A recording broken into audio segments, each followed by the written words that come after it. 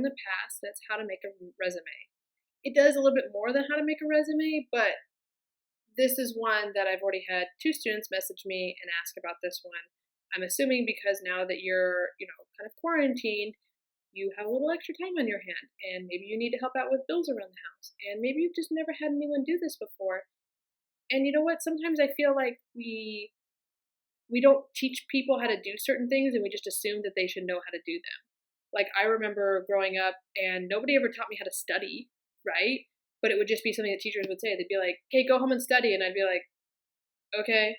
And I'd go home and I'd be like, "I think this is studying." And it wasn't until I had somebody actually teach me how to study, I was like, "Oh, I've been totally doing this wrong my entire life." The more you know.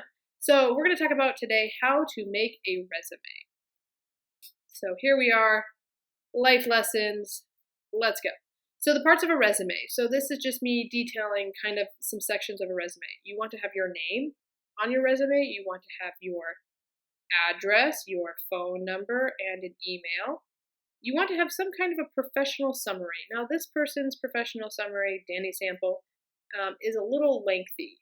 If you're a high school student, yours might just say something like, "I am looking for part-time employment while completing my high school degree." That's all you have to put. "I'm looking for part-time employment while maintaining good grades as I finish high school." It doesn't have to be anything like insane. Don't see somebody's like paragraph here and think that you have to do that too. That's not what you have to do. Core qualifications. Why should this person want you? Okay. This person has all kinds of like sales management, staff training, customer relations. You probably don't have that, but maybe you've worked in a team. Maybe you're the coach of your basketball team, or maybe you're the coach, the team manager, or maybe you've been on student council, or maybe you are really good at being on time to things. You're a reliable person. Are you responsible? Anything like that can go right here. Okay, then experience. Now, for some of you, this might be your first job and you might not have any experience. That's okay. Do you have something else that you could talk about? Have you ever babysat? Maybe you're in a church group. Maybe you do some kind of camp in the past with your youth group, or maybe you did Boy Scouts, just literally anything. Maybe your parents own a restaurant or a business of some kind, and you've gone and helped out once or twice. They don't have to know that. Just put something in here of your experience. Your education. If you haven't graduated high school yet, put something like the date is, 2021 or whatever, and expected to graduate from blah, blah high school, in Mesa, Arizona, Gilbert, Arizona, Tempe, Arizona, whatever. Certifications. Are you CPR certified? If you're a lifeguard, you've been CPR certified. Put that. Do you have first aid training? If you have anything special, right? Anything at all, I would put that here. Okay, so the very first thing though that you want to have done is make sure you have a professional sounding email. It's really easy. Just go to Google email and create something that sounds professional. Do your first name, last name. Do your first name and your birthday. Do first name and your middle name. Do something that sounds professional. If you have My Little Pony Lover Forever as your email, and I'm so sorry to whoever out there this is their email, that's just not going to sound professional at all. And if I was doing your interview, I would laugh and I would take a picture of that and I would send it to all my friends, and then we would laugh about you. So then references. Now, for your references, there's a couple different people you can ask. You can ask your teachers. Aunts and uncles are a good one. Former bosses, if you've ever had a job. Coaches, your friends' parents, but not your friends. Don't ask your friends to be a reference. But don't ask your parents either, okay? Obviously, your parents are going to say you're awesome, or maybe they won't. I've had kids tell me that their parents don't want them to get a job. So maybe don't put your parents down as a reference. Now, for former bosses, if you've had a job before, put the boss's name if you had a good relationship with that boss. If you flipped that boss off and cussed him out as you were walking out the door on your last day, probably not the boss you want to put down for your reference. All right, so now if you want to follow along on your computer, you can, or if you just want to watch me do it. So I'm going to show you through Microsoft Word first. I just have pictures because I'm on a Mac. So for Microsoft Word, you open it up, and it usually comes to this page here. And what most of you do is you just click on blank document and you go about your merry way. Type in resume into that search bar up here. And look it has all these different resumes. And then you type in your information and you make sure you spell everything right. Let me show you how this would look here. Okay, so here is Pages, which is through Apple. So you see I have all these on the side. I'm going to click on resumes and it gives me all these resume templates. I forgot how to talk for a minute. Now, I like something that's just kind of plain looking. It's going to print easy. It's not going to do anything weird when you try and format it. So I personally just like these kind of things. So then all you have to do is just click and start putting in your name. I'll put in John Smith. We'll do one for John Smith. Okay? And then you put John Smith's phone number, his email, his address, and then his profile. Let's see. Seeking part-time employment while I finish my high school degree and move on to college. If you don't want to go to college, that's fine, but I'm just showing you. Job experience. Okay, let's say he doesn't have any. John Smith has nothing. Okay, but he did, let's see, he volunteered for Feed My Starving Children. Let's find out how to spell. And he did this in 2018, whatever. Okay, and then talk about, what did you do? Well, I just passed out food. Okay, that's great. You handled the care and distribution. I'll spell how to spell. Oh, no, there we go. Thank you. Handled the care and distribution of household products and food. I don't know, whatever. It doesn't have to be crazy. Education. He's going to Mesa High School, and he's expected to graduate in 2021. Okay, skills. Great. Able to work in a team. What else? He's reliable. Okay, and this is something that, I'll be totally honest, I've always struggled with sometimes, like coming up with the words, and you might be sitting there thinking, how is that possible? Because you're sitting here just like, what, throwing stuff up? Well, it's because I've had a lot of practice at this point. So what I always used to do is, and I have this linked in the template, and I'll put a link down below, is you can Google a lot of this. You Google like resume phrases and they'll come up with stuff. So let's say appearance, okay? John Smith is able to present an attractive appearance. John Smith demonstrates strong committee procedures and techniques. Just means he knows how to work and talk on a team. Creativity. He developed creative solutions to a problem. He can keep alert to new computer hardware. He makes inventive and resourceful decisions. He's good at decision making. He's dependable. Literally, you can sit here and just find some stuff. If you're good at organizing, if you're good at speaking, clearly I'm not. If you're good at planning, personal qualifications. If you're like, Miss, I'm not any of those things. Are you stable, patient, and steady? Can you pretend to be for money? Are you fair, cheerful, and follows business-like procedures to accomplish objectives? Yeah, maybe you're thinking, I really want to tell this person to screw off. But are you going to? Is that going to pay your paycheck? No, you're going to be like, have a nice day, sir.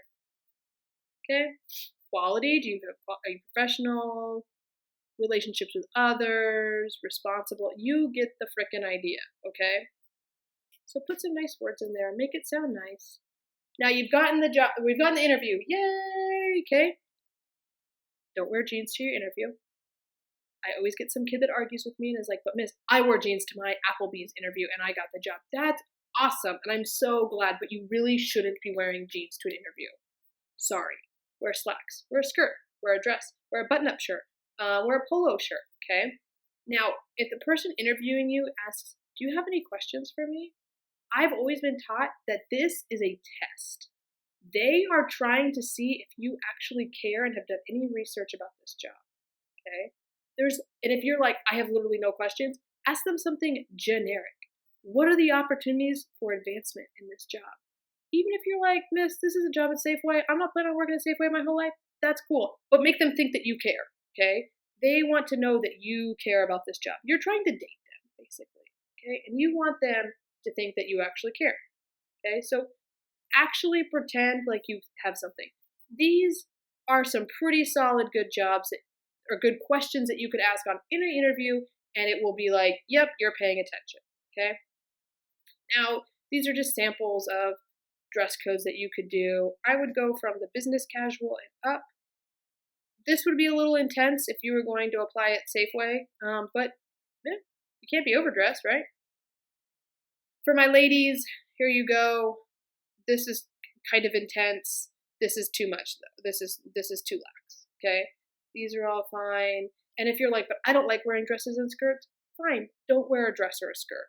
Wear some nice slacks or nice pants, like not jeans again, but if you have like a nice straight leg, cuts at the ankle, whatever they call those pants now, wear something like that. And like a nice polo or a nice button down. All right, so you've gotten the job. Hooray, send me some money, okay? Try and show up to work every day 10 minutes early. And if you're like, why? Because have you ever been running late to something and you know how you get so stressed out? That ruins the rest of your freaking day. Don't show up late, okay, for one. For two, if you show up 10 minutes early, my brother shows up 10 minutes early to his job every day, and you know what he does? He sits in his car and he plays on his phone for 10 minutes. Fantastic. Give yourself like 10 minutes to unwind and decompress before you have to get all freaking crazy with the rest of your day, okay? The other thing that happens is, have you ever been on your way somewhere and there's like a car accident or a train or, oh my God, this street's closed and I had no idea, or oh my God, I need to get gas, or something happens and then all of a sudden you were supposed to be on time but now you're running late? If you plan on being 10 minutes early, you won't be freaking late, okay? Now, that's not to say that you'll never be freaking late. Something could happen and you could get stuck in traffic for an hour. Okay, sure. Once you start realizing, though, you're going to be late, you should probably start calling your boss. My dad always used to say that if you're early for something, that's fine, but if you're late to something, you're screwed. And he would always give the example of like a plane. If you're early for your plane, he's like, you can sit and read a book, you can play on your phone, you can sit at the bar and have a drink. He's like, but if you're late for your flight, that sucks. Like, you're screwed now. And that was always something that like stuck with me. So I hate being late. If you want to put me in a bad mood, make me be late for something, and I will go like instantly from having like, this day is great, to like, I'm pissed super fast. Okay, don't call out unless you absolutely have to. Now, your friends are going to do fun things. They're going to do spontaneous things. They're going to be like, we're going to the lake today. You should join us. We're going to go see the new Batman movie. You should join us. Don't call out for stupid stuff like that. There's going to be other lake trips. There's going to be other Batman movies that come out. There's going to be other things. Now, if it's something where they're like, oh my God, we got backstage passes to Post Malone tonight. Like, yeah, you're sick. Like, but again, if you're going to do this, don't post about it online. I do not understand people who call out sick and then are like posting on like Facebook and Snapchat, Instagram, living their best life. Because guess what? Guaranteed, there is someone that you work with that doesn't like you. And guaranteed, they're going to rat you out. Just don't post about it, okay?